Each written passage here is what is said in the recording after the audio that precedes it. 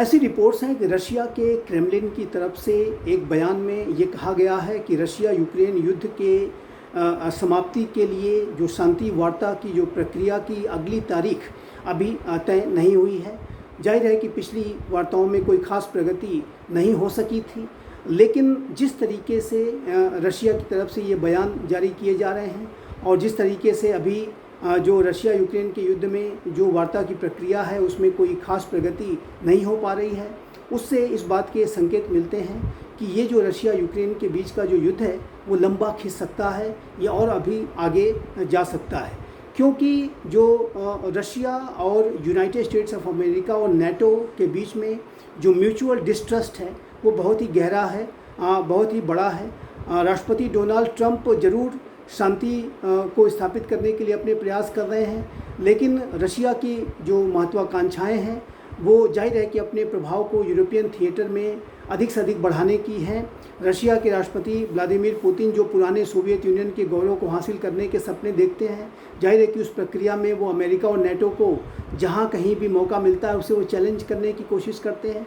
और यद्यपि कि ये अवश्य है कि राष्ट्रपति डोनाल्ड ट्रंप और राष्ट्रपति पुतिन के बीच में एक एंगेजमेंट्स बने रहते हैं, लेकिन उस एंगेजमेंट्स को और वो जो थोड़ी मित्रता की भावना है उसकी वजह से रशिया के राष्ट्रपति अपनी जो बड़ी महत्वाकांक्षाएं हैं अपने राष्ट्र को लेकर के उसको वो त्यागने नहीं जा रहे हैं।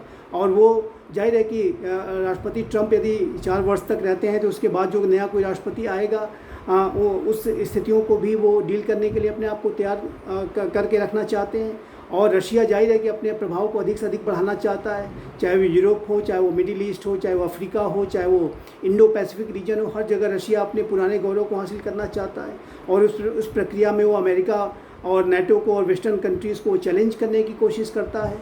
तो ये जो राष्ट्रों की जो अति महत्वाकांक्षाएँ हैं वो लगातार बनी हुई हैं। रशिया के राष्ट्रपति जाहिर है कि वो अपने प्रभाव को बढ़ाना चाहते हैं और अमेरिका अपने प्रभाव को बनाए रखना चाहता है। अमेरिका अपनी हेजीमोनी को खोना नहीं चाहता। यूरोप के राष्ट्र अपनी सिक्योरिटी को लेकर के चिंतित हैं। यूरोप के राष्ट्र इस बात को लेकर के आशंकित हैं कि यदि यूक्रेन के साथ कोई ऐसी डील कर ली जाती है कि जिसमें कि रशिया को ऐसा लगने लगे कि उसकी विजय हो गई है, तो ऐसे में राष्ट्रपति पुतिन कुछ वर्षों के बाद किसी अन्य यूरोपीय राष्ट्र पर हमला कर सकते हैं। तो ये जो महाशक्तियों के बीच में जो विश्वास का संकट है वो लगातार गहराता जा रहा है। जो हथियारों की होड़ बढ़ रही है, आर्म्स कंट्रोल को लेकर के जो रेजीम्स हैं वो टूट रही हैं, अति महत्वाकांक्षाएं बढ़ती जा रही हैं। रशिया पुराने गौरव को चाहता है और चाइना विश्व में नंबर 1 बन जाना चाहता है। अमेरिका जो है वो अपने प्रभाव को बनाए रखना चाहता है। वेस्टर्न कंट्रीज, यूरोप के जो राष्ट्र अपने प्रभाव को बनाए रखना चाहते हैं, अपनी एकता को बढ़ाने की लगातार कोशिश कर रहे हैं। नेटो के सदस्यों की संख्या 32 हो गई है और नेटो अपने आप को सशक्त और मजबूत बनाने के लिए अपनी डिफेंस स्पेंडिंग ऑफ 5% तक ले जाना चाहता है, जो कि जाहिर है कि रशिया के राष्ट्रपति इसको लेकर के बहुत आशंकित होंगे कि यदि नाटो ऐसे ही सशक्त रहा तो फिर रशिया के फ्यूचर का क्या होगा।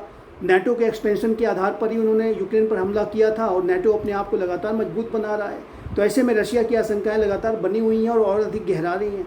तो ये जो पूरा विश्व है एक नए शीत युद्ध की तरफ बढ़ रहा है, ये बात स्पष्ट है।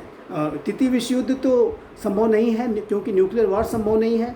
न्यूक्लियर वॉर का आशय सर्वनाश यानी म्यूचुअली एश्योर्ड डिस्ट्रक्शन यानी मैड की सिचुएशन होगी जिसमें कोई नहीं जाना चाहेगा। लेकिन तृतीय विश्व युद्ध जहाँ पर राष्ट्र एक दूसरे को लगातार हरास परेशान करने की कोशिश, एक दूसरे को डोमिनेट करने की कोशिश और एक दूसरे के ऊपर एक लिमिटेड और एक छद्म प्रॉक्सी वॉर करने की वो लगातार कोशिशें करेंगे। बिलो द न्यूक्लियर थ्रेशोल्ड वो लिमिटेड लड़ाइयाँ लड़ेंगे। तो ये जो पूरी स्थितियाँ हैं ये विश्व के लिए अच्छे संकेत नहीं हैं। और चूँकि राष्ट्रों की महत्वाकांक्षाएँ बहुत बढ़ती जा रही हैं, नेता विश्व के अति महत्वाकांक्षी व्यवहार कर रहे हैं, तो ऐसे में जाहिर है कि आने वाले समय में जो ये रशिया यूक्रेन का युद्ध है वो लंबे समय तक जारी रह सकता है, इस बात की संभावना दिखाई देती है।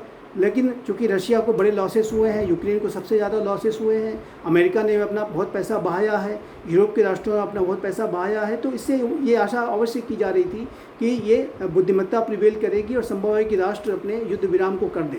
लेकिन वो बुद्धिमत्ता अभी प्रिवेल होती दिखाई नहीं देती और राष्ट्रों की अति महत्वाकांक्षाएँ लॉन्ग टर्म की हैं और लगातार बनी हुई हैं। इसी वजह से इस युद्ध रशिया यूक्रेन युद्ध में जो युद्ध की जो प्रक्रिया है वो एक लंबे समय तक भी चल सकती है, इस बात की संभावना दिखाई देती है।